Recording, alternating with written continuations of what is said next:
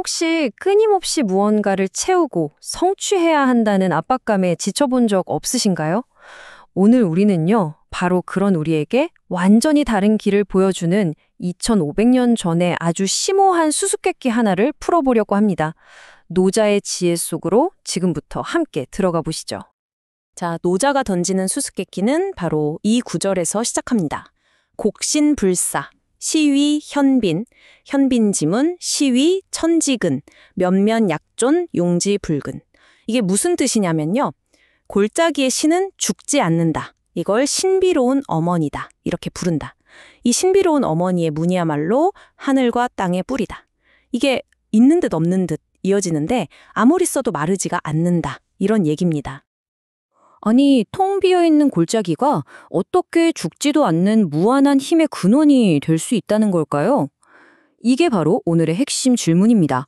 그리고 이 미스터리를 풀기 위해서 우리는 4명의 아주 명석한 탐정, 바로 4사상가가 남긴 단서들을 하나씩 따라가 볼 겁니다. 자, 그럼 첫 번째 단서부터 살펴볼까요?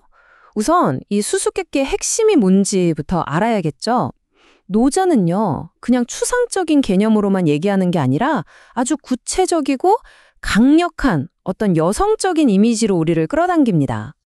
여기 보시면 곡신, 그러니까 골짜기의 신, 그리고 현빈, 신비로운 어머니라는 2가지 핵심 이미지가 나오죠. 이게 중요한 게 더 이상 도라는 막연하고 추상적인 원리 얘기가 아니라는 거예요. 살아 숨쉬고 생명을 낳는 힘, 바로 그 어머니라는 구체적인 힘을 이야기하고 있는 거죠. 자, 그럼 우리의 첫 번째 탐정을 만나보겠습니다. 바로 철학자 도올 김용옥인데요. 도올은 이 단어들 속에서 기존의 모든 권력 구조를 뒤흔드는 아주 급진적인 도전을 읽어냅니다. 보통 우리가 힘이나 근원이라고 하면 뭘 떠올리나요? 대부분 저 높은 산봉우리, 하늘, 아버지, 어떤 위계 질서?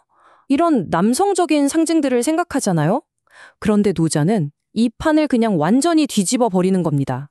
진짜 모든 것의 뿌리는 그 높은 산봉우리가 아니라 낮고 깊은 골짜기, 바로 그 여성적인 힘에 있다고 선언하는 거죠. 정말 대단한 발상의 전환 아닌가요? 특히 도올이 주목하는 건 바로 현빈지문, 즉 신비로운 어머니의 문이라는 이미지입니다. 이 문이 뭘까요? 바로 형태가 없는 도의 세계, 그 무한한 잠재력의 세계에서 우리가 보는 이 유형의 세계로 만물이 태어나는 그 통로라는 거죠. 마치 모든 생명이 시작되는 어머니의 자궁처럼 말입니다. 자, 이번엔 2번째 탐정의 시선으로 한번 볼까요? 사상가 함석헌입니다. 함석헌은 이 구절을 어떤 우주적인 원리가 아니라 훨씬 더 구체적으로 우리 역사와 사회에 대한 아주 강력한 메시지로 해석합니다. 함석헌에게 이 죽지 않는 골짜기의 신은 누구일까요? 바로 씨알, 즉 민중입니다. 권력자들은 저 높은 산 위 궁궐에서 세상을 호령하지만 진짜 역사를 이끌어가는 끈질긴 생명력은 낮은 골짜기에서 무시당하며 살아가는 민중, 바로 그 씨알에게서 나온다는 거죠. 그러니까 함석헌은 이 노자의 구절에서 역사 속에서 끊임없이 억압받고 짓밟혀온 사람들, 하지만 결코 꺼지지 않는 그 끈질긴 생명력에 대한 깊은 믿음을 본 겁니다. 아무리 밟아도 다시 솟아나는 들풀처럼요. 그게 바로 골짜기의 정신이라는 거죠. 자, 그럼 이제 3번째 단서로 넘어가 볼까요? 지금까지는 좀 거시적인 이야기였다면 이제부터는 놀랍게도 번아웃에 지친 바로 우리들, 현대인의 삶에 직접적으로 와닿는 아주 실용적인 지혜가 나옵니다. 이게 바로 산봉우리의 방식입니다. 우리가 너무나 익숙한 방식이죠. 끊임없이 힘을 쓰고 노력하고 애써서 무언가를 이뤄내야 하는 것. 그런데 그 결과는 어떨까요?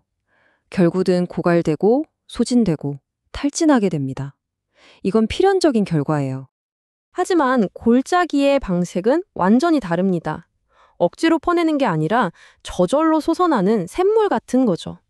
힘을 빼고 비우고 받아들이는 그 자리에서 자연스럽게 흘러나오는 에너지. 이건 아무리 써도 마르지 않습니다. 애초에 내 힘으로 만들어내는 게 아니니까요. 자, 이런 애쓰지 않음의 원리를 가장 논리적으로 파고든 탐정이 있습니다. 바로 철학자 왕필인데요. 왕필은 이 골짜기의 신, 즉 도라는 게 어떤 구체적인 사물이 아니라고 봤어요. 그게 아니라 세상 만물이 굳이 애쓰지 않아도 저절로 생겨나고 또 자기 역할을 다 하도록 만드는 일종의 보이지 않는 운영체제, 근원적인 구조 그 자체라고 본 거죠. 자, 지금까지 우리 4명의 탐정들이 남긴 단서들을 쭉 따라와 봤습니다. 이제 이 퍼즐 조각들을 한번 맞춰볼까요? 드디어 수수께끼의 답이 보이기 시작합니다. 진짜 힘, 그 마르지 않는 힘의 원천은 우리가 그토록 오르려고 했었던 저 높은 산봉우리에 있는 게 아니었습니다. 여기 한번 보세요. 도올이 말한 여성적인 도, 함석헌이 말한 민중의 힘, 왕필이 분석한 보이지 않는 구조, 그리고 우리가 맨 처음 봤던 그 텅 비움과 받아들임이라는 이미지까지 이 4가지 관점은 겉보기엔 달라 보여도 결국 하나의 진실을 향하고 있습니다. 그건 바로 텅 비어있기에 모든 것을 낳을 수 있는 공간, 모든 것을 받아들이는 그 어머니의 공간이야말로 진짜 창조의 시작점이라는 사실입니다. 그러니까 핵심은 아주 간단합니다. 우리는 지금까지 채우고 정복하고 산에 오르는 법만 배웠잖아요. 하지만 노자는 진짜 힘은 오히려 비우고 받아들이고 골짜기로 돌아가는 데 있다고 말하는 겁니다.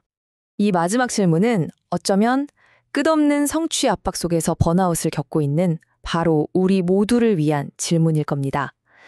여러분의 삶에서 억지로 힘쓰지 않아도 마르지 않는 에너지를 길어올릴 수 있는 곳, 그 나만의 조용하고 텅 빈 쉼터, 여러분의 골짜기는 과연 어딘가요?